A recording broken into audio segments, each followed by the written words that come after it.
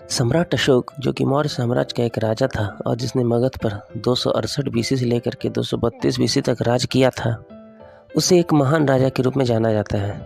उसके शासनकाल में मगध की सीमा पश्चिम में अफगानिस्तान से लेकर के पूर्व में बांग्लादेश तक फैली हुई थी और उसका साम्राज्य करीब करीब पूरे इंडियन सब कॉन्टिनेंट पर फैला हुआ था, सिवाय कुछ राज्यों के जैसे कि केरला, तमिलनाडु और श्रीलंका के।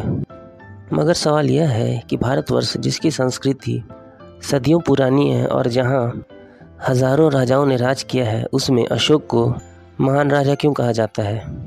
और आज जबकि 2000 वर्षों से ज़्यादा गुजर चुके हैं, फिर भी उसे हिस्ट्री में इतना प्रोमिनेंट जगह क्यों दिया गया है? तो इस बात का जवाब इस तथ्य में छुपा हुआ है कि उसकी पॉलिसीज़ के चलते, जो कि शांति और सौहार्द पर आधारित था, उसने न सिर्फ उसके राज्य के लोगों का बल्कि उसके पड़ोसी राज्यों के लोगों का भी जीवन को प्रभावित किया। यह उसके ही प्रयासों का परिणाम था कि बुद्धिज़्म आज विश्व आबादी के 6% से ज़्यादा लोग फॉलो करते हैं और Bhutan, Myanmar, Cambodia, Sri Lanka, Thailand, Mongolia और लाओस जैसे देशों में यह एक मेजॉरिटी रिलीजन है। जिस युग में कागज़ का भी खोज नहीं किया गया था, उस युग में सम्राट अशोक अपनी प्रजा से रॉक्स और पिलर्स पर लिखे हुए अध्यादेशों के द्वारा कम्युनिकेट किया करता था, जो कि आज भी मौजूद हैं। और ये अध्यादेश उस क्षेत्र के लोकप्रिय भाषाओं में हुआ करता था। यह उसी के शासनकाल में था जबकि इंडियन सब कॉन्टिनेंट का ज़्यादातर हिस्सा सिवाय कुछ के एक राजा के शासन के अधीन था। अशोक का साम्राज्य इतना विशाल होने के बावजूद भी पीसफुल, प्रॉस्पेरस और डेवलप्ड था।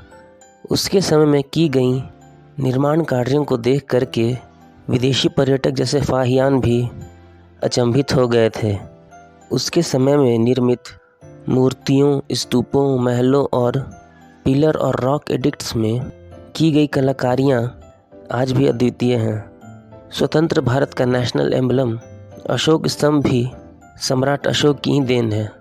मगर सम्राट अशोक हमेशा से ही इतने पीस लविंग नहीं थे। अपने शुरुआती दिनों में उन्होंने अनेकों युद्ध लड़े और कितने ही लोगों का वध किया। कहते हैं कि सम्राट अशोक को अपने पिता बिंदुसार के मृत्यु के बाद 272 ईसा पूर्व में मगध के सिंहासन पर पहुंचने के लिए 100 भाइयों का वध करना पड़ा था।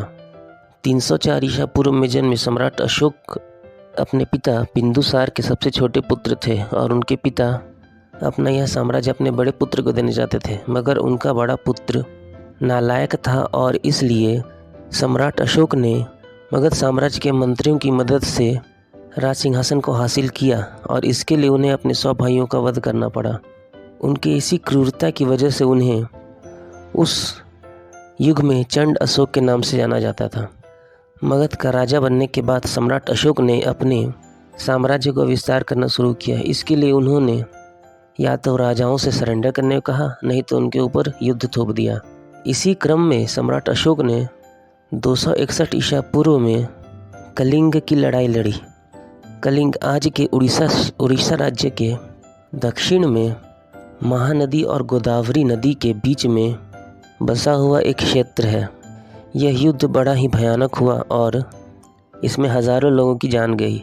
इस खून खराबे और नरसंहार ने अशोक को अंदर से झकझोर के रख दिया और उसके बाद अशोक ने युद्ध न लड़ने की प्रतिज्ञा ले ली। उसके बाद उन्होंने बौद्ध धर्म को अपनाया और जन कल्याण के लिए अनेकों कार्य किए। कलिंगी युद्ध के बाद के अशोक को धर्म अशोक के नाम से जाना जाता है। कलिंग युद्ध के बाद सम्राट अशोक ने अपने प्रजा को अपनी पुत्र की तरह समझा और प्रजा के हित में काम करने को अपना फर्ज समझा। उन्होंने न सिर्फ प्रजा के हित में बल्कि नौकरों, कैदियों और यहाँ तक कि जानवरों के हित के लिए भी काम किया। उन्होंने लोगों को जानवरों की बलि देने से भी मना किया। सम्राट अशोक यद्यपि बौद्ध धर्म को मानते थे, मगर उन्होंने सभी धर्मों का समान सम्मान किया। सम्राट अशोक ने उन दिनों में बौद्ध धर्म के प्रचार में बहुत बड़े बड़े कदम उठाए और उन्होंने पड़ोस राज्यों में अपने दूतों को भेज करके बौद्ध धर्म का प्रचार प्रसार किया। इसी क्रम में सम्राट अशोक ने अपने पुत्र महेंद्र को और पुत्री संघमित्रा को श्रीलंका भेजा।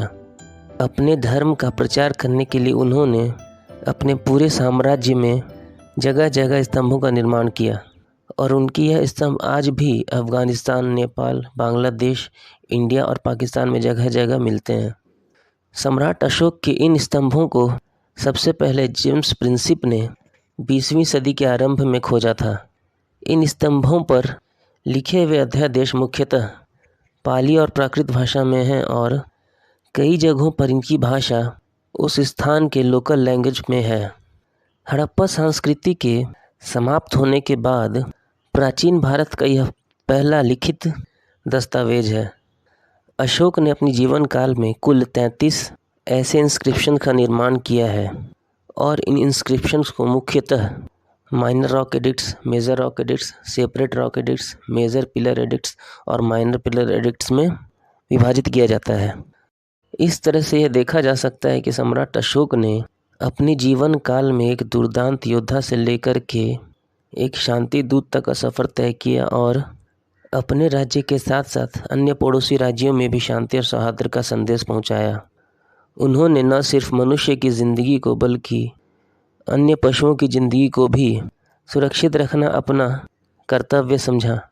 अशोक एक ऐसे समय के राजा थे जब साम्राज्य का विस्तार युद्धों के द्वारा हुआ करता था, लेकिन युद्ध के जगह पर शांति और सौहार्द का रास्ता चुनना सम्राट अशोक को एक महान राजा बनाता है।